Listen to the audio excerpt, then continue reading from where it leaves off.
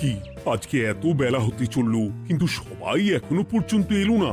এই সব হলো কুঁড়েমির লক্ষণ মহারাজ। আপনি একদিন যারা যারা দেরি করছে তাদের চাপকে দেবেন, সিধে হয়ে যাবে।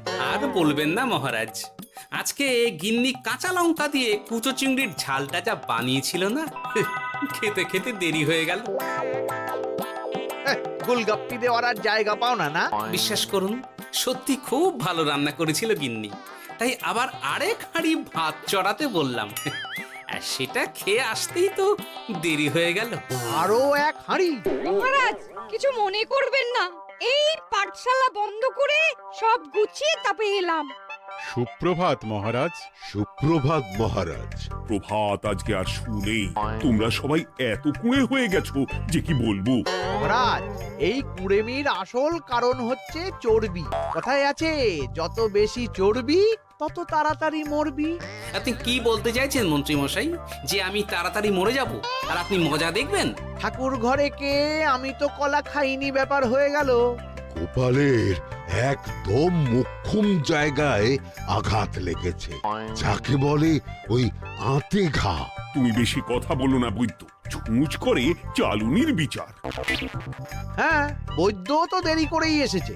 আমার মনে হয় প্রত্যেককে এমন ভাবে প্রশিক্ষণ দেওয়া দরকার যাতে তারা একটু চনমনে হয়ে ওঠে। হ্যাঁ মহারাজ, তাহলে আগামীকাল থেকেই শুরু হোক ব্যায়াম আর অস্ত্র শিক্ষা।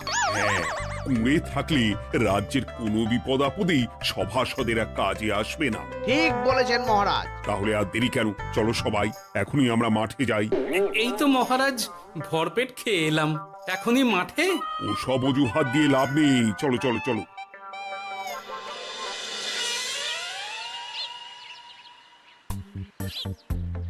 এবার সবাই সারিবদ্ধভাবে দাঁড়িয়ে পড়ো। এ কি, গোপাল কোথায়? মহারাজ, গোপাল আপনার পিছনে দাঁড়িয়ে আছে, চুপি চুপি। এই গোপাল, যাও যাও, মাঠের মাঝখানে গিয়ে দাঁড়াও। এই চাঁদি ফাটা রোদে কেন মহারাজ সুস্থ শরীরকে ব্যস্ত করছেন? এইসব বাজে কথা শুনতে চাই না। শুয়ে বসে থেকে শরীরের কি অবস্থা করেছো? শরীরের নাম মহাশয়, যা সবে তাই সয়। তুমি যাবে না, তোমাকে এক্ষুনি বরখাস্ত করবো। কি জ্বালা! যেখানে আমার সব কাজ বুদ্ধি দিয়েই হয়ে যায়, সেখানে গায়ের জোরের কি দরকার? হ্যাঁ, এই গোপাল, আমি 1 থেকে 3 অব্দি গুনবো, তারপরে সবাই এই মাঠের ধার বরাবর 5 বার পাক দিয়ে দৌড়বে। ঠিক আছে মহারাজ, আমি প্রস্তুত। আমি রোগা পটকা আছি, কোনো সমস্যাই হবে না। হয়ে গেল। সবাই প্রস্তুত? 1 2 3। কি হলো গোপাল, দৌড়াও দৌড়াও। মহারাজ, এর থেকে বেশি জোরে পারবো না। আই, কে আছো? একটা কঞ্চি দাও। এই সেরেছে। বেশ হয়েছে, বেশ হয়েছে। ব্যাটার এবার চর্বি কমবে। কি হলো গোপাল, হ্যাঁ হয়ে গেল? হ্যাঁ?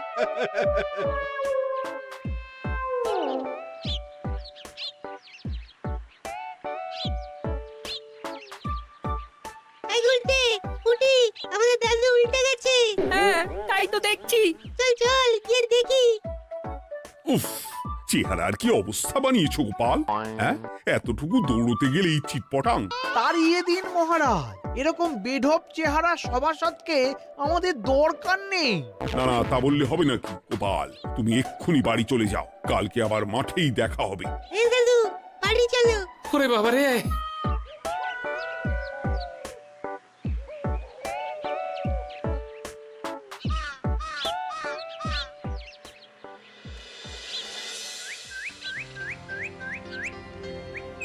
আরে ধুর ছাতার মাথা, তখন থেকে জল খেয়েই চলেছ। কি হয়েছে সেটা বলবে তো? শরীর চর্চা হয়েছে, শক্তি খরচা হয়েছে, আর পারছি না। উফ, বাপরে বাপ, কি পায়ে ব্যথা! এই জন্যেই আমি বলি বাপু, একটু বপুটাও নড়াও, কিন্তু কার কথা কে শোনে? ওরে বাবা, অকারণে সুস্থ শরীর ব্যস্ত করবো কেন বলো তো?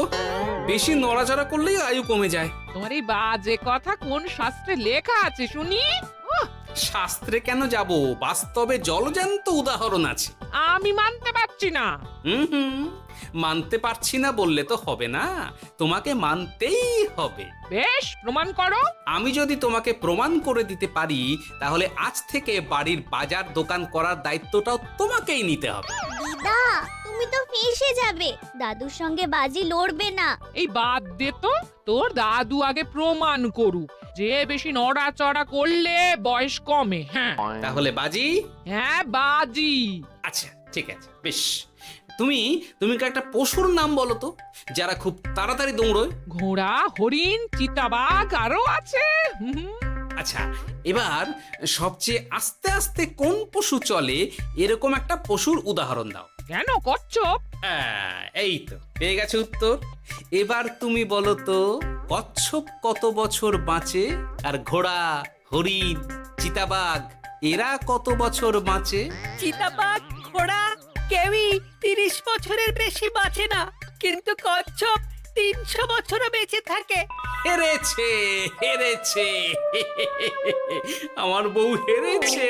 উফ, জীবনের কত বড় চাপ নেমে গেল। হ্যাঁ, এই তুমি আমাকে এভাবে হারালে। তখনই বললাম দাদুর সঙ্গে বাজি লড়তে যেও না। নাও, এবার খেলা সামলাও।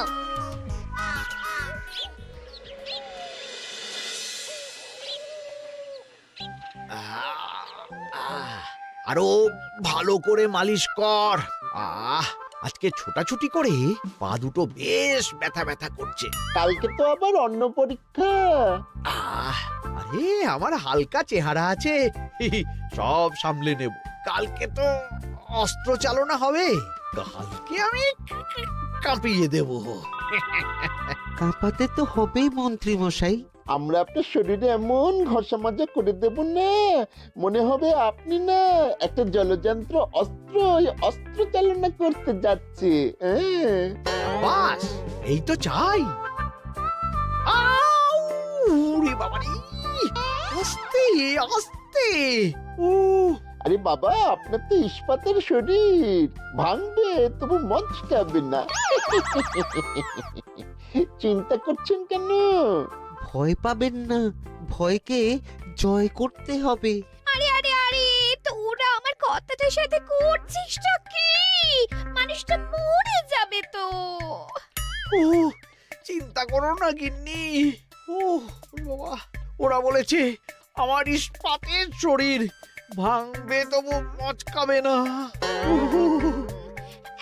একবার এই বুড়ো বয়সে হাত পা ভাঙলে কি সামলাবে শুনি?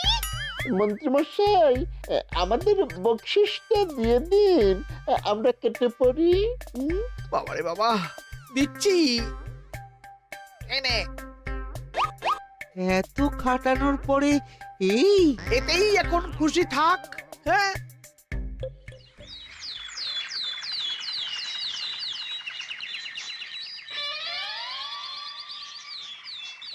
এবার তোমাদের সকলকে অস্ত্র শিক্ষা দেওয়া হবে। উফ, রোজ রোজ কি জ্বালাতনে পড়েছি, বাপরে বাপ।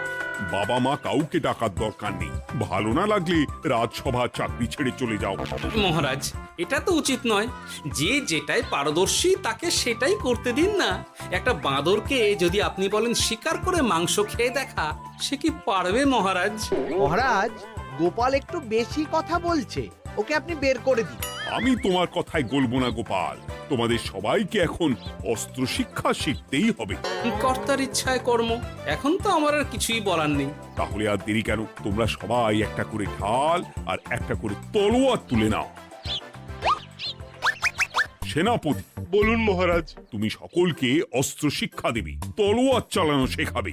এক এক করে প্রত্যেকে তোমার কাছে যাবে আর এক এক করে তুমি সবাইকে তলোয়ার চালানো শেখাবে। আচ্ছা মহারাজ, তাহলে ওই সবার প্রথমে চলে আসুন মন্ত্রী মশাই। হ্যাঁ, আমি প্রস্তুত। আমার শরীর ইস্পাতের মতো, ভাঙবো তবু মচকাবো না।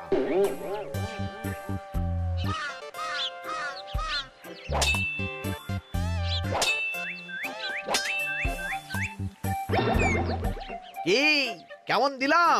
অত সহজ নয় সেনাপতি। আমি মন্ত্রী এমনি এমনি হইনি, আগে অস্ত্র শিক্ষা শিখে তবে মন্ত্রী হয়েছি। এটা কি হলো? হ্যাঁ, আপনি অস্ত্র শিক্ষায় পারদর্শী, কিন্তু আরো বিচক্ষণ হতে হবে। কারণ আজকে এই পাগড়ির জায়গায় আমি যদি তলোয়ার আপনার গলার দিকে চালাতাম, তাহলে কিন্তু আপনার এই ভবলীলা এখানেই সাঙ্গ হয়ে যেত। ঠিক আছে, মনে রাখবো। এবার বাকিদের তো ডাকো। হ্যাঁ, এরপরে তলোয়ার চালানো শিখতে আসবে গোপাল। গোপাল দাদু, গোপাল দাদু। বাবা বাবা বাবা, গোপাল তুমি আবার দলবল নিয়ে এসেছো। দেখি তোমার কত দম। গোপাল, তুমি প্রস্তুত হও। হ্যাঁ হ্যাঁ, আমি প্রস্তুত। ওরে বাবারে, এ তো ভয়ানক চাপের কাজ, আমাকে বেশ বেগ পেতে হচ্ছে। সামলাও গোপাল।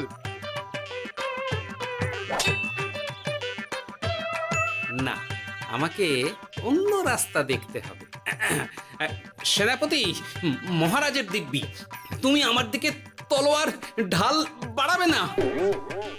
এই এটা কি হলো? সত্যি তো, এটা কি হলো? গেল গেল গেল গেল গেল গেল গেল, দুটিটা খুলে গেল গো। দেব নাকি এবার কুচ করে কেটে? জিতে গেছি, জিতে গেছি। এটা কি হলো? শত্রুপক্ষ কখনো কারো দিব্যি শুনবে না। আর সেনাপতি, তুমি কি ওখানে দাঁড়িয়ে দাঁড়িয়ে মজা দেখছো? আমি কি করব মহারাজ, গোপাল যে আপনার দিব্যি দিয়ে দিল। গোপাল বেটা খুব চালাক। তাহলে এখন উপায়? ওসব গোপাল তোমাকে বোকা বানাবার জন্য করেছে। তুমি ধুতি ঠিক করে আবার লড়াই চালিয়ে যাও। যথাজ্ঞা মহারাজ।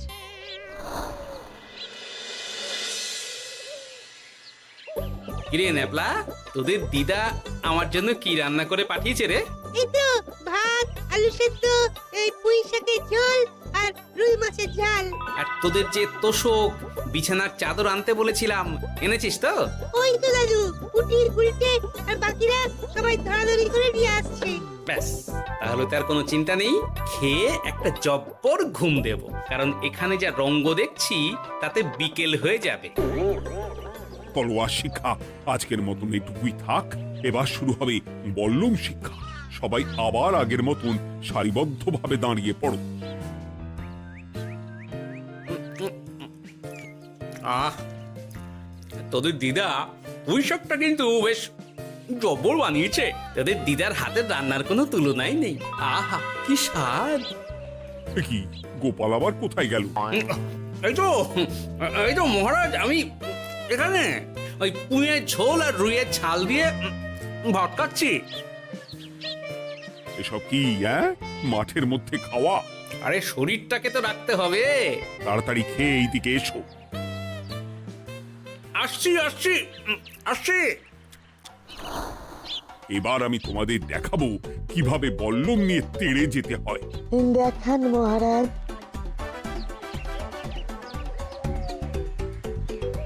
এ তো খুবই সোজা মহারাজ।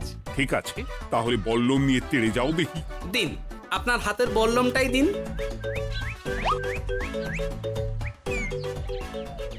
আরে আরে, গোপাল তো মাঠ থেকেই চলে গেল। আমি ডেকে আনছি মহারাজ। আরে আরে, ও গোপাল, গোপাল, মহারাজ ডাকছেন। থামো থামো।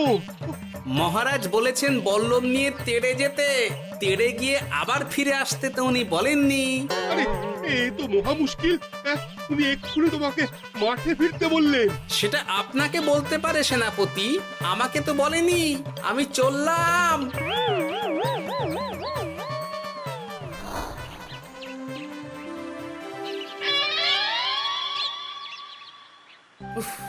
বাবারে বাবা, কি ঝক্কি! অনেক বুদ্ধি করে মাঠ থেকে খাটে চলে এসেছি। আমি আর উঠছি না। এ কি বলি, তোমাদের তো এখন অস্ত্র শিক্ষা নেওয়ার কথা। হ্যাঁ, তোমার বলা নেই, কোয়া নেই, অমনি বাড়ি চলে এলে। আরে বাবা, ওইসব অস্ত্র শিক্ষা মানেই সুস্থ শরীরকে ব্যস্ত করা, অসহ্য খাটনি, অযথা কষ্ট। কষ্ট করলে তবেই কেষ্ট পাওয়া যায়। হ্যাঁ, তোমায় আমি আগেও বুঝিয়েছি, যেখানে বুদ্ধি কথা বলে সেখানে দেহের শক্তি নীরব দর্শক গিন্নি।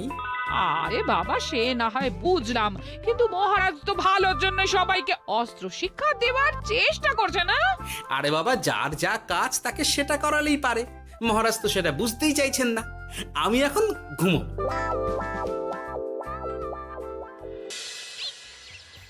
দরজা খোলো গোপাল, দরজা খোলো।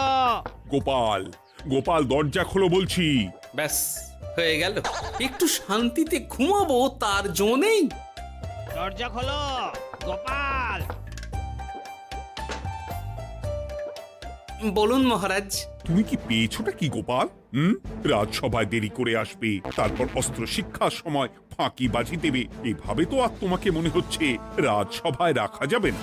মহারাজ, গোপাল তো মুখের কথার লোক নয়, ওকে তাড়িয়ে দিই। কেন মহারাজ? আমি কি এমন মহাপাপ করেছি যে আমাকে তাড়িয়ে দেবেন? এই যে আমার কথা শুনছো না, এটাই তোমার অপরাধ। অপরাধ নেবেন না মহারাজ।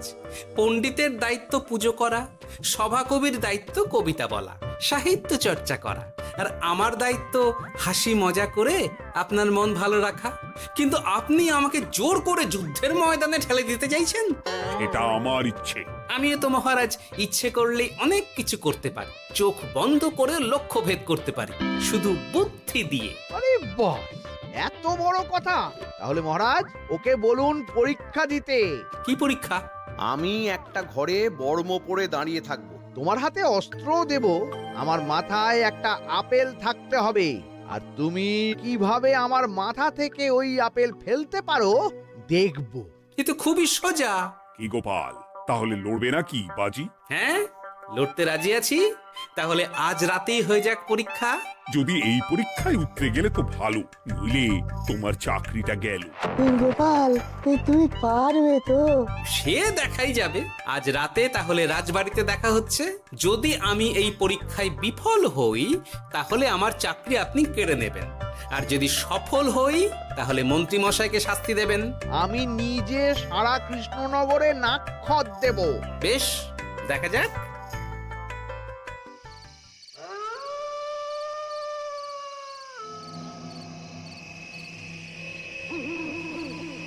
কি মন্ত্রীমশাই, ব্যবস্থা সব ঠিকঠাক হয়েছে তো? হ্যাঁ, এবার শুধু গোপালের পরীক্ষার পালা। আমি তাহলে বাইরে গেলাম, গোপালকে পাঠিয়ে দিচ্ছি।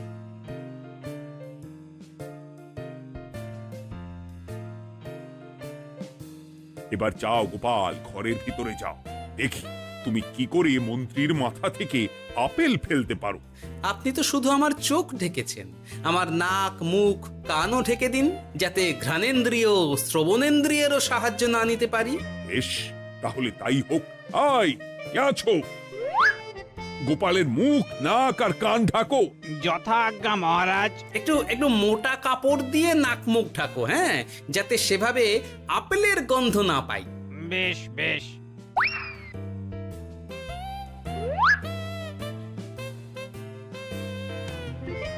যাও গোপাল। গোপাল, এবার তোমার চাকরি গেল। এবার তুমি কি করবে? কি করবে? দৌড় ঝাঁপে ফাঁকিবাজি? হ্যাঁ,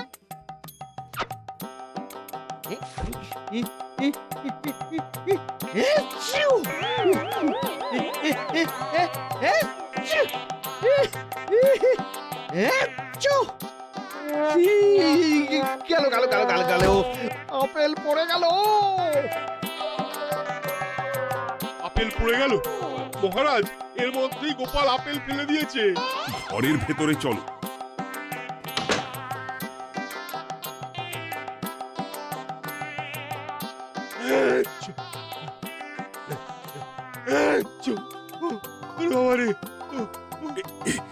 কি ওরে বাবারে বাবা, কি ঝাঁজ! ওরে বাবারে বাবা। কি মহারাজ, দেখলেন তো গোপালের চমক? অস্ত্র ছাড়াই আপেল ফেলে দিলাম। কি, এটা তো তুমি নীতি বিরুদ্ধ কাজ করেছো। সারা ঘরে নস্যি ছড়িয়ে দিয়েছো। মহারাজ, হাঁটতে গিয়ে আপেল পড়ে গেছে। এবার সারা কৃষ্ণনগরে নাক্ষত দিতে হবে। সত্যি সত্যি গোপাল, বুদ্ধি তো তোমার জুড়ি মেলা আভার। আমার নাম গোপাল ভাঁড়। একটা কথা মনে রাখবেন, কেউটে সাপের লেজে পা দেবেন না, আর গোপালের কাজে বাধা দেবেন না। যে কাজ বুদ্ধি দিয়ে করা যায় তার কাছে শক্তি ছোট্ট শিশু মাত্র। সত্যি গোপাল, আজ তুমি সেটাই প্রমাণ করে দিলে। আর আজ থেকে তোমাকে তোমার ইচ্ছার বিরুদ্ধে খাটাবো না। তুমি খাও দাও ভুড়ি বানাও। যার যা কাজ সে তাই করবে। যেমন এখন মন্ত্রী মশাই নাক্ষত দেবেন। হ্যাঁ, ভুল করে বাজি ধরে ফেলেছি, এখন নিজেই চাপে পড়ে গেলাম। তাহলে আর দেরি কেন, নাক্ষত এখন থেকেই শুরু হোক। কৃষ্ণনগরের রাস্তা শেষ হতে হতে সকাল হয়ে যাবে।